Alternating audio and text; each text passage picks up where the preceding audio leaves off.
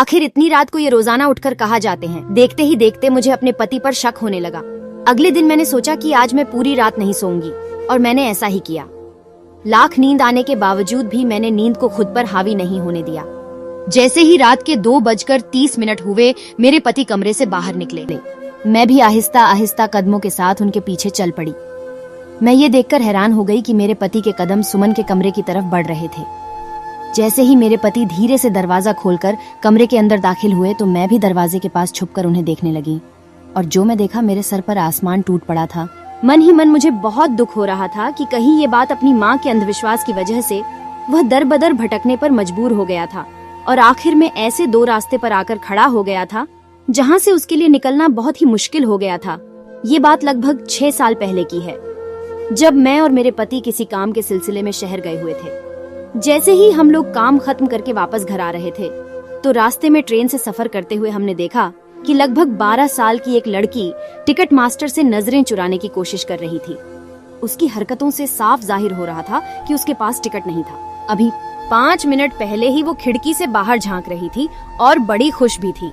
लेकिन जैसे ही ticket master आया तो सोने का नाटक करने लगी।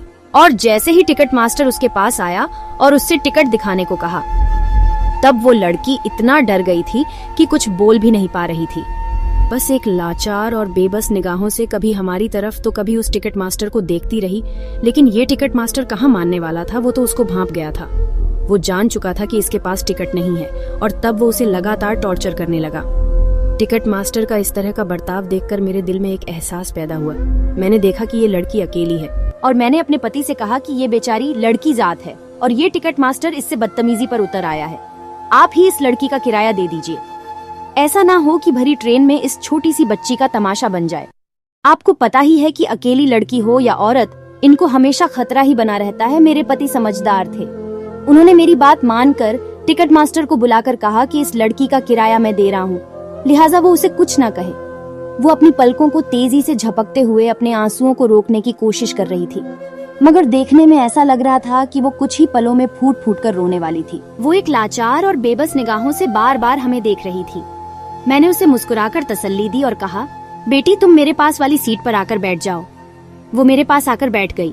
मैंने पूछा, बेटी तुम्हारा नाम क्या है? तब वह बोली, मेरा नाम सुमन है, मैं पिछले वाले इसी स्टेशन से ट्रेन में बैठी हूँ। मैंने पूछा, बेटी तुम्हें जाना कहाँ है? मेरे इस सवाल पर उसकी चेहरा उदास हो गया और रोमांसी होकर बोली, मेरा कोई ठिकाना नहीं है और ना ही मेरी कोई मंजिल है। मेरे माँ बाप ने मुझे घर से निकाल दिया है। इतना कहकर वो फूट फूट कर रोने लगी थी। उसकी आंखों से अब आंसुओं का दरिया बहने लगा था। उसे देखकर मेरा दिल तड़प उठा। मैंने अपने पति की तरफ देखा और कहा, क्यों ना हम इस लड़की को अपने घर ले चले? तो वो बोले, कैसी बातें कर रही हो, इससे कुछ पैसे दे दो ताकि ये अपना बंदोबस्त कर सके। लेकिन मैंने कहा, ये एक लड़की है और इसकी उम्र भी ज्यादा नहीं है। बेचारी कहाँ जाएगी? ये इस दुनिया में अकेली कैसे गुजारा कर पाएगी? वैसे भी इस दुनिया में दरिंदों की कमी नहीं है। अगर किसी को पता लगा कि ये बच्ची अकेली है तो हो सकता है या तो ये कल किसी कोठे पर मिले या फिर कोई इसको कहीं सुनसान इलाकों में ले जाकर इसकी जिंदगी बर्बाद करके हमेशा हमेशा के लिए दरबदर भटकने पर मजबूर कर दें। और वैसे भी आपको तो पता ही है, हमारे पास अभी कोई औलाद नहीं है। अगर हम इसको ले जाएंगे तो मुझे भी कुछ सहारा मिल जाएगा।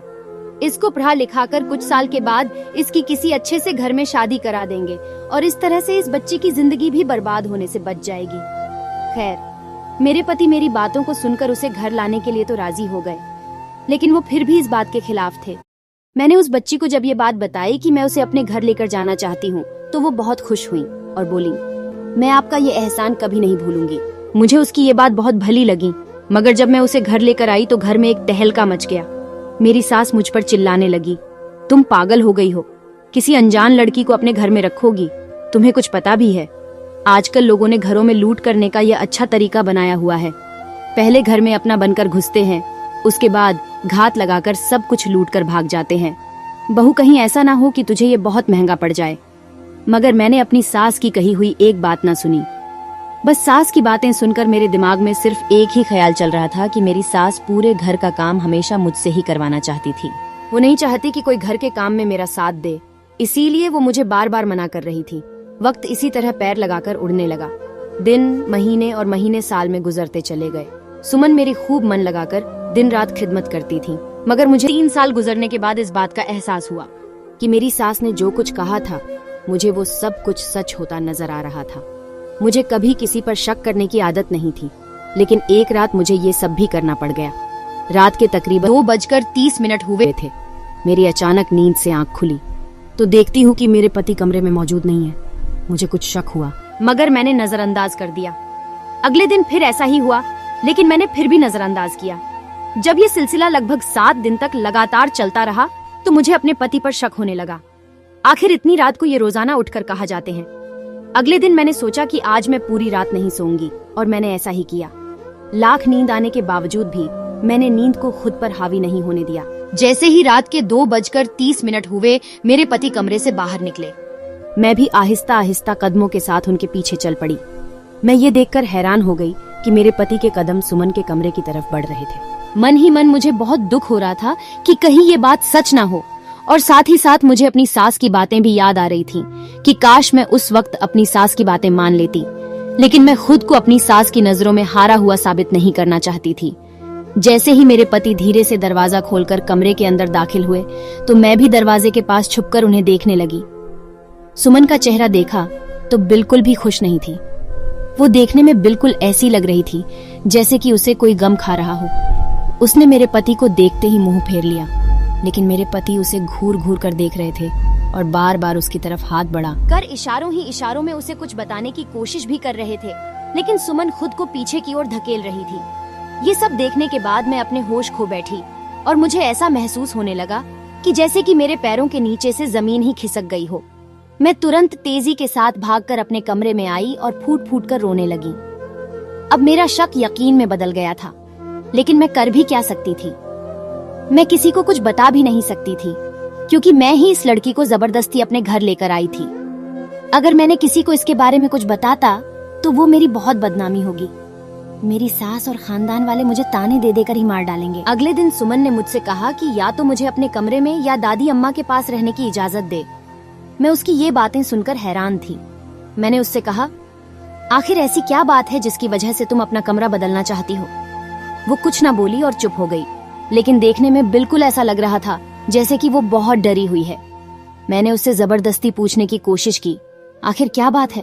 लेकिन उसने सिर्फ इतना ही जवाब दिया कि मुझे अकेले में डर लगता है, और इतना कहकर उसने बात को रफा दफा कर दिया। लेकिन उसकी ये बातें सुनकर मैं अंदर से खुश थी, क्योंकि मैं समझ चुकी थी कि शायद इस लड़की की कोई गलती नहीं है। हो सकता है कि सारी गलती मेरे पति की ही हो, वहीं इसको जबरदस्ती टॉर्चर कर रहा हो। मैंने अपनी सास से सुमन को उसके कमरे में रहने की इजाजत देने की बात की, लेकिन मेरी सास ने साफ इनकार कर दिया। कुछ दिन बाद भगवान का करना ऐसा हुआ कि मेरे पति का ट्रांसफर हो गया और वो जॉब करने के लिए किसी दूसरे शहर चले गए। अब मुझे सुमन बहुत खुश नजर आ रही थी। ऐसा लग रहा था जैसे कि अब उसे किसी बात का डर ना हो। मैं भी उसे कहीं और नहीं भेजना चाहती थी, क्योंकि मैं नहीं चाहती थी कि लोग मुझ पर उंगलियां उठाए कि जवान बेसहारा लड़की को घर से निकाल दिया। और वैसे भी मैं उसे उसकी हिफाजत करने के लिए लेकर आई थी। मेरे पति को गए हुए तकरीबन 2 महीने ही गुजरे थे कि मुझे वो खुशखबरी मिली जिसे सुनने के लिए हर इंसान के कान तरसते हैं। मैं उम्मीद से थी और खुशी से फूले न समा रही थी, मगर अपनी सास का रवैया देखकर मुझे बहुत मायूसी हुई। ये बात सुनने के बाद भी वो मेरे साथ अच्छा बर्ताव नहीं कर रही थी। बच्चे की पैदाइश में चंद दिन ही रह गए थे। सुमन ने मेरी खूब सेवा की, मगर कुछ दिनों से मैं महसूस कर रही थी कि वो अपना चेहरा ढक कर रखती है। मैं उसे ऐसे देखकर समझ नहीं पा रही थी कि ये ऐसा क्यों कर रही है। खैर, मैंने एक दिन सुमन से पूछ ही लिया तो वो बोली, मुझे स्किन एलर्जी हो गई है। चेहरे पर अजीब तरह के दाने निकले हुए हैं, जिन्हें मैं छुपा कर रखने में बेहतर महसूस करती हूँ। सुमन की बात सुनकर मुझे बहुत अफसोस हुआ। मैंने सोचा उसे किसी स्किन स्पेशलिस्ट के पास ले जाऊंगी, मगर फिर वक्त नहीं मिला। सुमन के बारे में सोचने का होश ही ना रहा, क्योंकि मेरी डिलीवरी का टाइम बहुत नजदीक था और आखिरकार वह दिन आ ही गया जब मेरे यहाँ एक खूबसूरत बेटा पैदा हुआ। मेरी सास भी पोते को देखकर मेरी कदर करने लगी। बच्चे की पैदाइश के मौके पर दाई ने मेरा बहुत साथ दिया। बच्चे के मामला से फारिग होकर उन्होंने सुमन को पास बुलाया और बोली, बेटी मेरी बात जरा गौर से सुनो, तुम्हारी माँ की हालत नाजुक है। ऐसे में उन्हें 60 दिन तक लगातार मालिश की जरूरत है, वरना ये बीमार भी पड़ सकती है। बल्कि दूसरे बच्चे की पैदाइश के वक्त और भी ज्यादा परेशानी होगी। और ऐसे दिनों में अगर सर्दी वगैरह का मौसम हो तो फिर सारी उम्र ये दर्द जोड़ों से नहीं जाता। अगर अपना ख्याल न रखा तो उम्र भर सेहतमंद नहीं हो सकेगी। दाएं और सांस की बातों ने सुमन को डरा दिया था। उन्होंने सुमन से मिन्नतें की कि मुझे रोजाना वक्त पर मालिश कर दिया करें। दाएं की बात सुनकर सुमन उलझन में पड़ गई। बोली, मैं आपके बाकी सारे काम कर दिया करूंगी, मुझे इस तरह के कामों से दूर ही रखें, और वैसे भी मुझे इस तरह के कामों का कोई तजुर्बा नहीं है। भगवान ना करे कि अगर मुझसे कोई गलती हो गई तो मुझे ही जिम्मेदार ठहराया जाएगा। इतना कहना था कि मेरी सास गुस्से से लाल हो गई। लड़की, तुझे शर्म नहीं आती? इतने सालों से तुझे इस घर में बैठाकर खिला रहे हैं, तुझे मना करते हुए शर्म नहीं आ रही? आखिर तू ऐसा बोल भी कैसे सकती है? जब ये वक्त खुद तुझ पर आएगा तो तुझे तब समझ आएगी। चल, जितना कहा है उतना कर। मेरी सास मेरे साथ कभी भी दो प्यार भरे शब्दों से नहीं बोली, लेकिन आज वो मेरी भर भर कर हिमायत कर रही थी। उस दिन के बाद से सुमन मेरी रोज मालिश करने लगी, मगर उसका चेहरा अक्सर दुपट्टे से ढका होता था। एक दिन संयोग से ऐसा हुआ, मेरे बाजू की मालिश कर रही थी। शायद भगवान को ये सच दिखाना था। अचानक ही उसके चेहरे से दुपट्टा नीचे गिर गया। सुमन देखकर हैरान रह गई। मेरी आंखें उसके चेहरे को देखकर फटी की फटी रह गई। मेरे लब सील गए। मैंने सुमन से बड़ी मुश्किल से कपकपाते होठों से कहा, अगर तूने मुझे आज भी सच ना बताया तो तेरा अंजाम बहुत बुरा होने वाला है। मैं तुम्हारा वो हश्र करूंगी जिसको तुम जिंदगी भर नहीं भूल पाओगी। मेरी बात सुनकर सुमन के चेहरे पर डर की काली परछाइयां लहराने लगी। मैंने कहा, सुमन, अगर तुम सच बता दोगी तो मैं भगवान की कसम किसी से तुम्हारे बारे में कुछ नहीं कहूंगी। लेकिन अगर तुमने मुझसे झूठ बोला तो मैं तुम्हें अभी और इसी वक्त पुलिस के हवाले कर दूंगी। सुमन कंपकपाते हुए होठों से बोली, मेरा ताल्लुक एक निहायत ही गरीब घराने से है, मगर गरीब होने के साथ साथ हमारे घर परिवार में अंधविश्वास भी भरा पड़ा है। मेरे माँ बाप जो बेटियों की पैदाइश के हमेशा से ही खिलाफ थे, उन्हें भगवान ने 5 बेटियां दी थी। जब छोटी बेटी की पैदाइश हुई तो जैसे बाबूजी के अरमानों पर पानी फिर गया था, और आखिरकार उन्होंने सोचा कि शायद इस बीवी से भगवान बेटियां ही देता रहेगा, क्यों ना दूसरी शादी कर ली जाए। अभी इस बात की चर्चा घर में हुई ही थी कि मेरी माँ को अपनी हुक्मरानी खतरे में पड़ती दिखाई दी। वो दिन रात भगवान के सामने गिड़गिड़ाने लगी कि किसी तरह एक बेटे की माँ बन जाऊं, मगर ये भगवान के काम है। एक दिन वो उदास बैठी थी कि एक औरत मेरी माँ के पास आई और बताया कि पड़ोस के गांव में एक तांत्रिक आया हुआ है। उनका कहना है कि उनके पास एक ऐसी दवाई है जिसे खाकर बेटा पैदा कर सकती हो। उस कमबख्त औरत की ये बातें सुनकर मेरी माँ की तो जैसे उम्मीद भर आई। माँ ने सोचा, आखिर इसमें हर्ज ही क्या है, और फिर बाबूजी से भी शर्त रख ली कि अगर इस बार बेटा पैदा न किया तो बेशक दूसरी शादी कर लेना। फिर उस तांत्रिक के पास गई तो उन्होंने एक दवाई पानी में घोलकर पीने को दिया और बोले कि जब बेटा पैदा हो जाएगा तो उसे मेरे पास लेकर जरूर आना, वरना बहुत बड़ा नुकसान उठाएगी। अम्मा को और क्या चाहिए था, वो खुशी खुशी घर आई। 2 महीने के बाद उम्मीद से हुई और आखिरकार उसकी मुराद पूरी हुई। उसके यहाँ बेटा पैदा हुआ। बेटे की पैदाइश पर बाबूजी भी बहुत हैरान हुए और मम्मी से बाबूजी बहुत ज्यादा प्यार करने लगे। लेकिन माँ दिल ही दिल में परेशान रहती थी कि तांत्रिक से किया गया वादा अगर पूरा न किया तो नुकसान होगा, और इसी कसमकस में 12 साल गुजर गए। अम्मा अपने वादे को पूरा ना कर सकी क्योंकि मेरे बाबूजी भी इन बातों पर यकीन नहीं करते थे। अम्मा का वो बेटा मैं ही था। एक दिन बाबूजी किसी काम से बाहर गए हुए थे तो मम्मी ने मुझे इस बारे में सब कुछ बताया कि मेरी पैदाइश किस तरह से हुई है और उस तांत्रिक से क्या वादा किया हुआ है।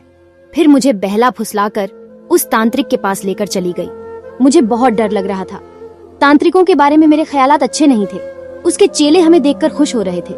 अम्मा से कहने लगे कि कहाँ थी, इतने दिन तक बेटा मिल गया तो हमें भूल गई। क्या मैंने तुझे बताया नहीं था कि अगर तू इसको हमारे पास लेकर ना आई तो बहुत बड़ा नुकसान उठाना पड़ सकता है। अम्मा तांत्रिक की बातें सुनकर बहुत डरी हुई थी। थोड़ी देर चुप रहकर बोली कि बाबा, मुझे बताइए कि अब क्या करना है, क्या इसका कोई अब उपाय नहीं है। कुछ देर तंत्र मंत्र पढ़ने के बाद तांत्रिक मेरी अम्मा से बोला कि तूने यहाँ आने में बहुत देर कर दी है, इस बच्चे को अब हमारे हवाले कर दें, वरना ये बच्चा अपनी जान से हाथ धो बैठेगा। ये सुनकर अम्मा बहुत घबरा गई और मुझे उस मक्कार तांत्रिक के हवाले करके वापस घर चली गई। मैंने वहां पर उन लोगों से मिन्नतें की कि मुझे मेरे घर जाने दो, मगर किसी ने भी मेरी एक न सुनी। 2 दिन गुजरने के बाद मुझे पता लगा कि उन लोगों का कारोबार कुछ और है। ये लोग बच्चों के हाथ पांव तोड़कर उनसे भीख मंगवाते हैं। मैं समझ चुका था कि तांत्रिक के चेले मेरे साथ भी अब कुछ गलत करने वाले हैं। फिर एक रात किसी तरह बड़ी मुश्किल से अपने आप को छुपते छुपाते एक छोटी बच्ची का लिबास पहनकर मैं वहां से रातों रात गायब हो गया, और मैं वहां से ऐसा भागा कि मैंने वहां दोबारा पलट कर नहीं देखा।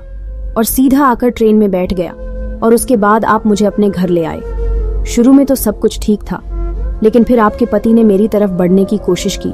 उनकी यह हरकत देखकर बहुत डर गया था। मैं समझ नहीं पा रहा था कि मैं करूं तो क्या करूं, क्योंकि मुझे डर था कि कहीं मेरा राज खुल ना जाए। मैंने उन्हें धमकी दी कि अगर वो मेरी तरफ बढ़े तो मैं शोर मचा दूंगी और तुम्हारी बीवी को सब कुछ बता दूंगी, और उन्हीं दिनों आप उम्मीद से हो गई। दाई के कहने पर मुझे आपके शरीर पर मालिश करनी पड़ी, मगर मैं इस काम में बिल्कुल भी खुश नहीं था। मेरा यकीन करे, मैंने हमेशा आपको माँ की नजर से देखा है। मैं आज भी आपकी बहुत इज्जत करता हूँ। कुछ दिनों से मुझे लग रहा था कि मेरे चेहरे पर दाढ़ी के बाल आ रहे हैं, जिन्हें छुपाने के लिए मैंने खींचने की कोशिश भी की, मगर मैं नाकाम रहा। इसीलिए आपसे मुंह छुपा रहा था कि कहीं आपकी नजर न पड़ जाए। भगवान के वास्ते मुझे माफ कर दें। मुझे पुलिस वालों से बहुत डर लगता है। मुझे बचा लीजिए, उम्र भर आपका एहसानमंद रहूंगा। इतना कहकर वो रोते हुए मेरे कदमों में गिर गया। मैंने उसे बाजू से पकड़कर खड़ा किया, कहा, सुमन, मुझे नहीं पता था कि तुम एक लड़का हो, मगर अब अगर मेरे पति को पता हुआ तो यहाँ एक हंगामा खड़ा हो जाएगा। तुम भगवान के लिए यहाँ से चले जाओ। मैं तुम्हें कुछ पैसे और जेवर दे रही हूँ, उन्हें इस्तेमाल में लाकर अपने लिए कुछ बेहतर करने की कोशिश करो, मगर यहाँ नजर मत आना, वरना मेरी जिंदगी मुश्किल में पड़ जाएगी। मैंने उसे अपनी अलमारी से निकालकर कुछ पैसे और चंद जेवरात भी दे दिए ताकि वो उन्हें बेचकर अपना गुजारा कर सके। और उस दिन के बाद से लड़की का नाम लेकर घूमने वाला सुमन का नाम का लड़का मुझे अपने घर के आसपास कहीं नजर नहीं आया। अगर आज भी इस किस्से को याद करती हूँ तो सोचती हूँ कि काश अपनी सास की बात मान लेती, तो अब मुझे ये ताना बार बार सुनने को न मिलता कि औलाद क्या हुई, जवान लड़की को घर से निकाल दिया। दोस्तों, इस कहानी से आपको क्या सीख मिला? क्या हम किसी दीन दुखी बच्चे को सहारा नहीं दे सकते? और अगर दे सकते हैं तो उसके बारे में पूरी तरह से तहकीकात भी करनी चाहिए या नहीं? अगर कोई भी बेसहारा बच्चा दिखाई दे तो सबसे पहले उसको किसी नजदीकी पुलिस स्टेशन में ले जाकर उसकी पहचान का रजिस्ट्रेशन कराएं या फिर किसी अनाथ आश्रम में जमा कराएं। और अगर आपको किसी बच्चे को गोद ही लेना है तो किसी अनाथ आश्रम से या फिर अपने जान पहचान से ही ले। दोस्तों, ये कहानी आपको कैसी लगी? कमेंट बॉक्स में कमेंट करके बताएं। वीडियो को लाइक कर दीजिए और इसी तरह की कहानियां लगातार देखने के लिए चैनल को सब्सक्राइब कर लीजिए और साथ में घंटी को दबाकर सेव कर लीजिए ताकि आने वाली वीडियो का नोटिफिकेशन आपके पास तुरंत पहुंचे।